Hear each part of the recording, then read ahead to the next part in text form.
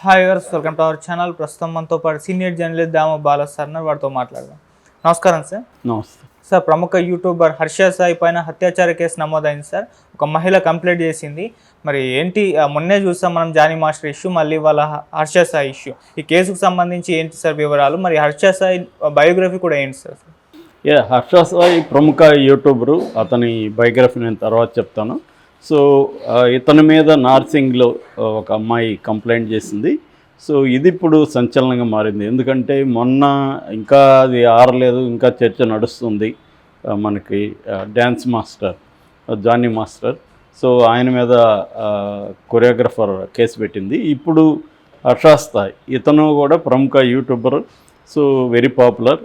అతను ఇప్పుడు ఒక సినిమాలో యాక్ట్ కూడా చేస్తున్నాడు, తనే డైరెక్ట్ చేస్తున్నాడు. సో మెగా అనే సినిమాలో.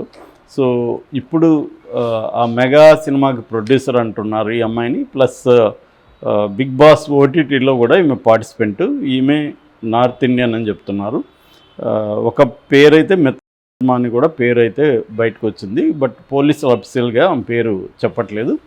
సో ఆమె నార్సింగ్లో నిన్న వెళ్ళి కంప్లైంట్ చేసింది. ఆమె బేసిక్గా కంప్లైంట్ ఏంటంటే తనను చేశాడు, పదే పదే చేశాడని, తన ఫొటోస్ని చూపించి బెదిరిస్తున్నాడని, ఇప్పటికే 2 కోట్లు తన దగ్గర తీసుకొని మోసం చేశాడని, అట్లాగే వీళ్ళ నాన్న రామకృష్ణ కూడా తనని కోడలుగా చేసుకుంటాను అని చెప్పాడని, ఈ అబ్బాయి కూడా పెళ్లి చేసుకుంటానని మోసం చేశాడనేది బేసిక్గా.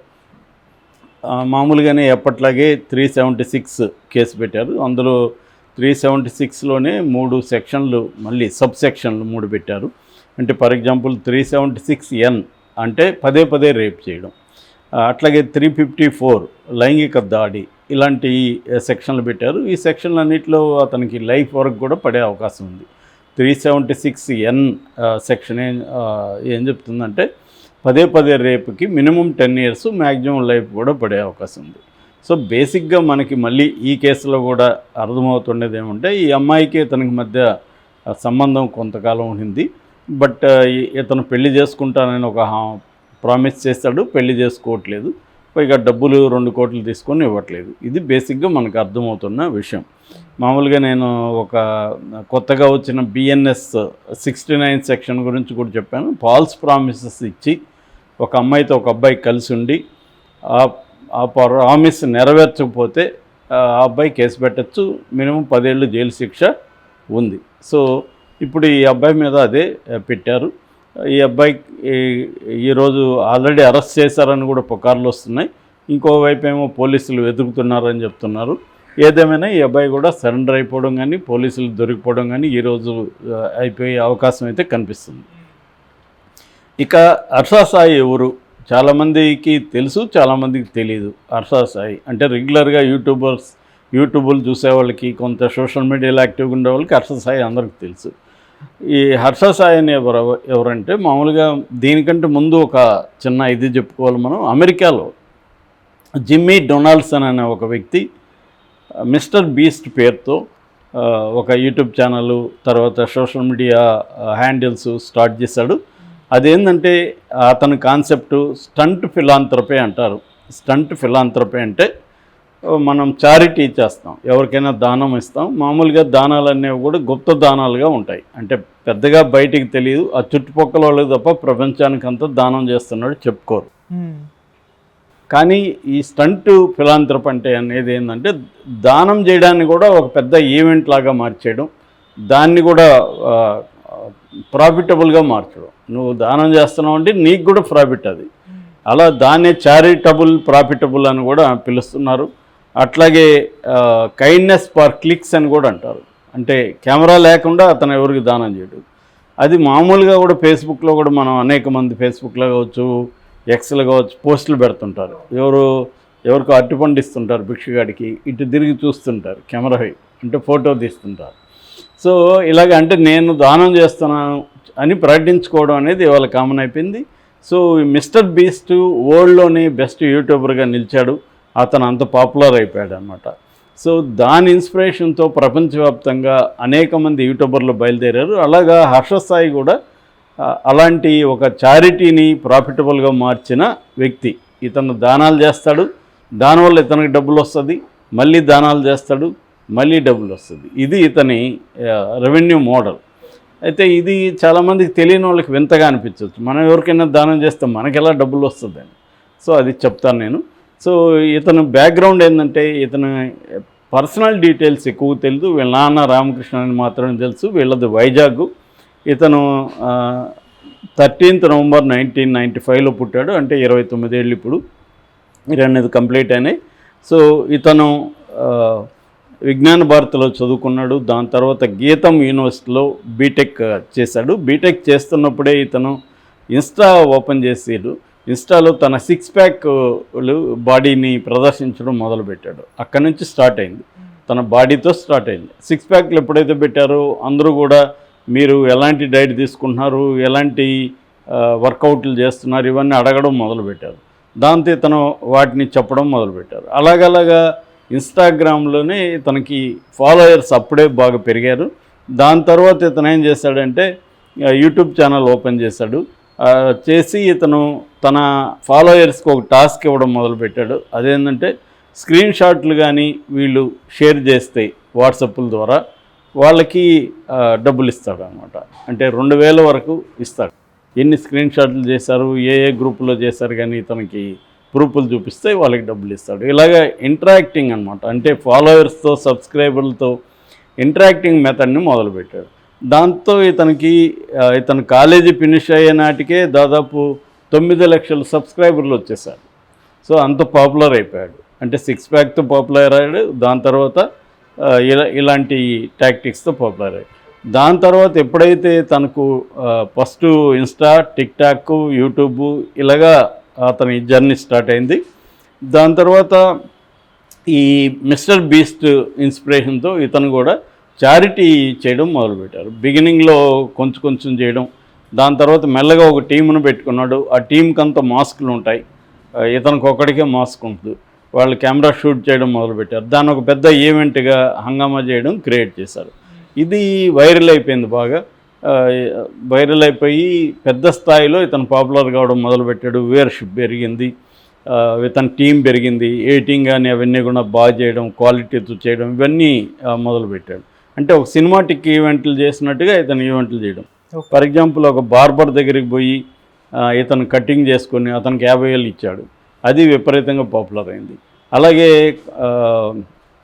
ఇక్కడ కొత్తపేట అనే దగ్గర తెలంగాణలో ఒకరోజు సడన్గా కొన్ని ట్రక్కులు తీసుకుని వెళ్ళి అందులో 22 ముర్రే బర్రెలు, తర్వాత ఒక 12 దూడలు తీసుకొని వెళ్ళి ఒక పేద దళితుల ఇంట్లోకి వీటిని వాళ్ళకి ఇచ్చేశాడు.